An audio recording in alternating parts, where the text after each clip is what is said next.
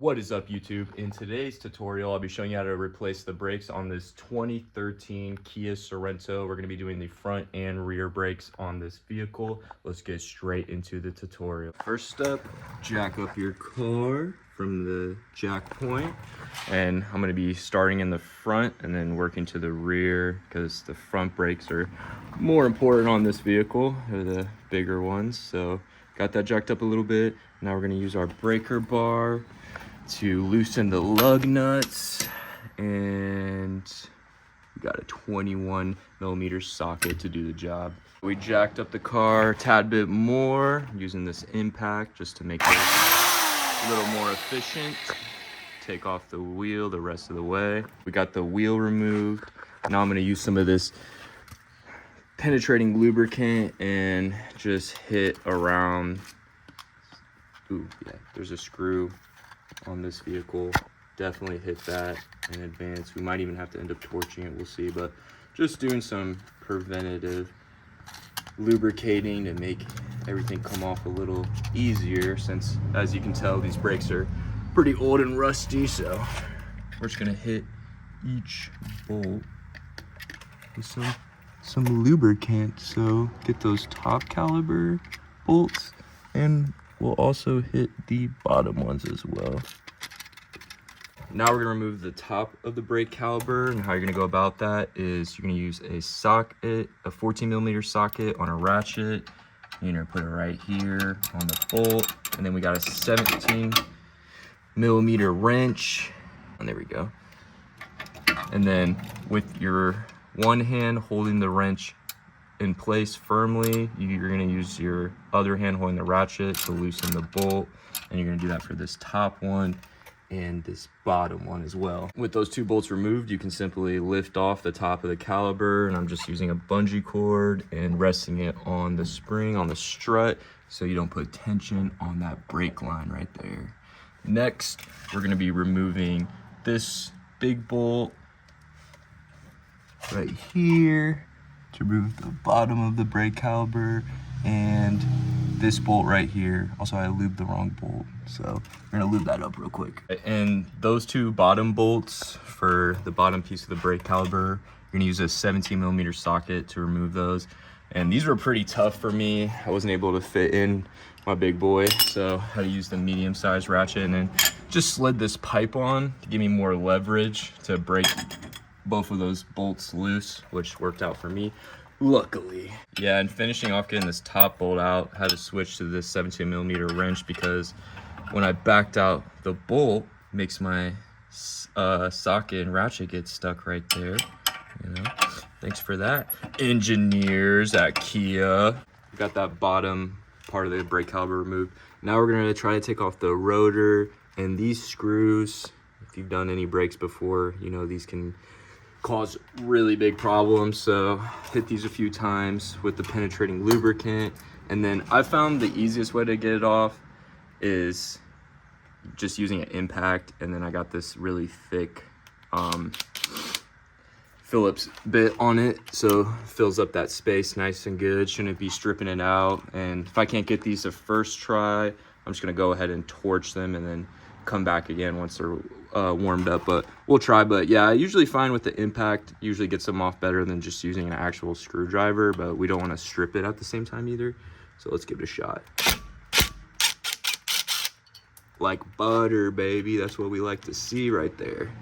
And honestly, when you're putting these back together, you can put these back on, but you don't really need to. Their only purpose is just holding the rotor in place, so when you put everything back together, it's a little bit easier.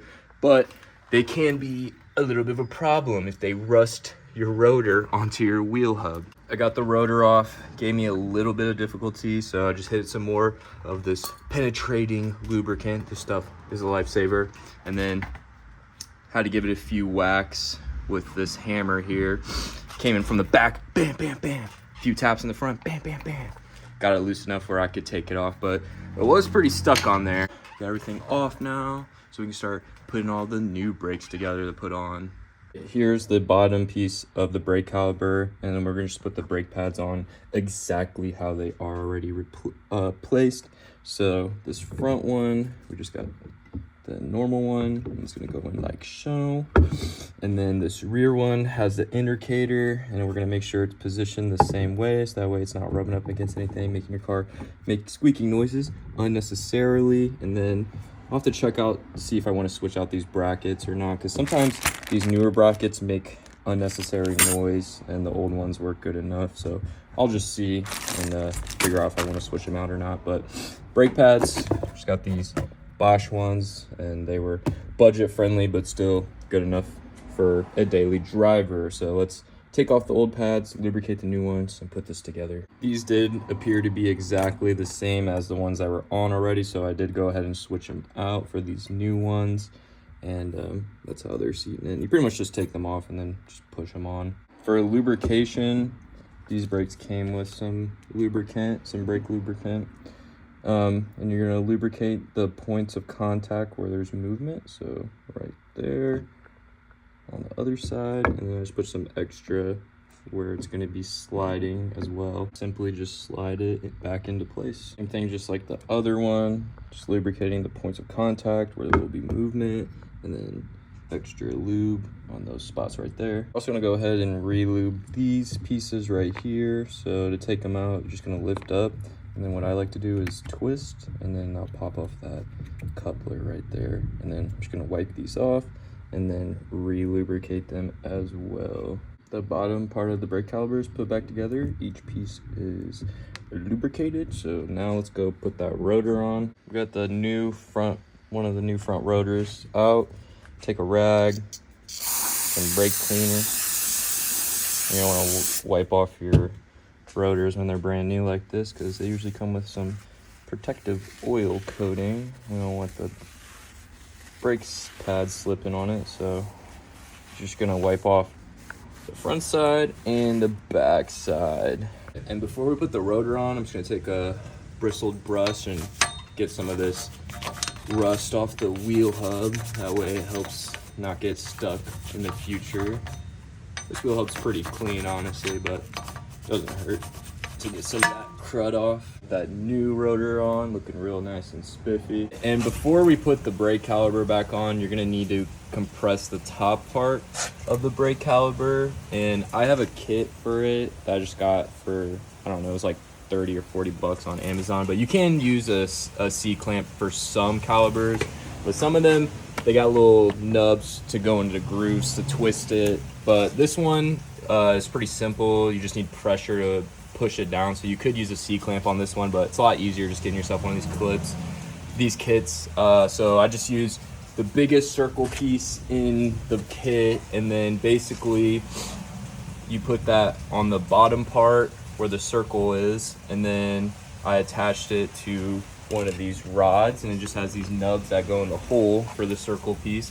And then you get this plate right here, and then you just kind of slide it over this part right here, and then use this and to twist it to apply pressure down. And then you can use the handle to tighten it, but I was just using this 22 millimeter wrench and then tightening it, and then it slowly compressed down the brake caliper. And you're gonna need to do this when you put in new pads, because the new pads are thicker than the ones you had in previously because they're worn down, and your caliper is in that position from when you parked. So if you want to be able to get this over your new pads, you'll have to compress it. We got the bottom part of the brake caliper bolted back into place. And then one thing I just wanted to note that I noticed was the bottom bolt did have a washer on it, so just make sure you put everything back together how it was when you took it apart. So that's looking pretty good. Now we're gonna put the top piece to the brake caliper back on. All right, we got the top of the brake caliper back on. Just use the same method we used to take it off to put it back on with our wrench and ratchet, and then make sure everything's nice and tight for your full bolt, 4 bolts. And just like to test the caliper, should be able to slide a little bit back and forth. That's how you know it's working properly. And all right, that's all good. So let's put that wheel back on. We got this wheel all put back on and tightened down. Just make sure when you put your wheels back on, you're following the star pattern. Bam, bam, bam, bam. bam, basically crisscrossing, and then just tighten it down by hand, and then I impact it, and then I go around 3 more times, just tightening it in that star cycle, so it's evenly distributing the pressure down as you're putting it back on. All right, now let's do the rear. We got the rear wheel removed, and then you're just gonna jack up from that rear jack point, and then use penetrating lubricant, all the same points again. So let's get right into loosening this top caliber piece. Looks like we'll be using the same socket size for the rear. So we got our 14 milli on that bolt with our 17 millimeter wrench, and same process, brace this, loosen, and we're gonna do that for this top bolt and this bottom one. Slid off the top of the brake caliber, used our bungee cord and just attached it to the spring again. And then we're gonna remove the bottom brake caliber bolts, and on the rear they're 14 millimeter. So I got these loosened already.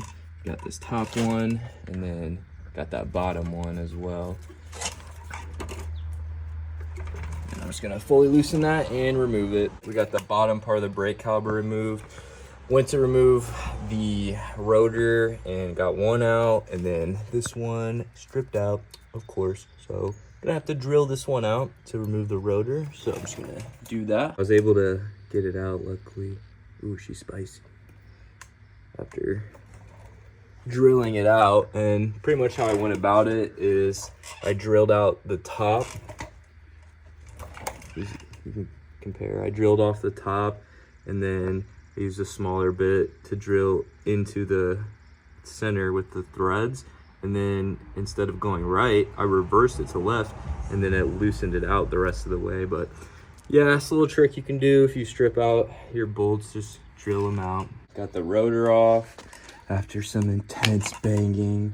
This rotors didn't want to be easy, but it's typical for these rear brakes. When they have these drum parking brakes, they'll usually rust to the inside. So these ones in the rear, in my experience, can be definitely pretty tricky, but we're gonna use our brush and then scrape off the wheel hub and these parking brake components. Probably spray with some brake cleaner to help prevent that from getting, the new rotor from getting stuck in the future brake change. Relube the new pads and the brackets and these slidey pieces. So this caliber was probably not functioning correctly because this piece in here, the sliding piece, was stuck in here, and if you can see, there's some buildup around it. So I had to use this to kind of twist it back and forth and pull it out. But we're gonna re-sand this and then re-lube it, so that way it's a smooth surface for sliding. And probably just gonna use one of these Scotch Brite pads to just scratch off some of that rust so it's working properly again. But good thing I went ahead and re-lubed these, because definitely wouldn't have been functioning properly. So I sanded it down, that Scotch Brite pad, and then gunked it up with lubricant, so hopefully it'll be functioning properly for a while longer. Yeah, and these should be able to move up and down smoothly. So and this was not moving at all, like it was spinning, but it wasn't going up and down. So got that working properly, functioning properly again. The second one lubed. I had to clean that one off too. It was looking a little rusty, but let's give them some nice spins. Get all that lubricant all around it. Make sure they're good, and then let's move on to switching these out. Got these new brackets on, lube them up. I did have to bend this metal in here in a little bit so they would seat properly, but just put the new ones in since they looked pretty much identical to the old ones. We got the brake pads set into place, and we lube them at the same points as before with the indicator tab facing like so. Just like the front, we're going to spray some brake cleaner on our rag and wipe off these rear rotors. I'm gonna do both sides, front and back. The new rotor set into place, looking all nice and pretty. It's like the front, we're gonna compress the rear brake caliper, just using the same method as we did before. I did use a smaller circle piece for the back because it's a smaller brake caliper, but just to reiterate, you just get your circle piece, attach it to the end on here, and then there's 2 nubs, 2 holes, should go right on. Then you get your back plate, slide it over this piece, and then you just tighten this up. And then I was just using the 22mm wrench to tighten it, to compress it, or you can just use the handle, but I just find it's easier to use the wrench because when you're using this, it just kind of moves around a lot and can slip off. But it's all good and compressed, so we'll attach the bottom brake caliper piece.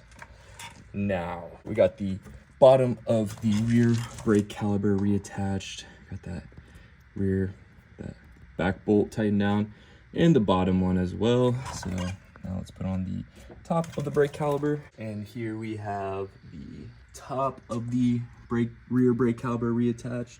Just tighten down this bolt and this bolt using your ratchet and wrench, like removing it. Let's throw this wheel back on. Got that wheel back on, following our star pattern. If this video helped you out, like, comment, and subscribe. If you have any questions, just leave a comment below.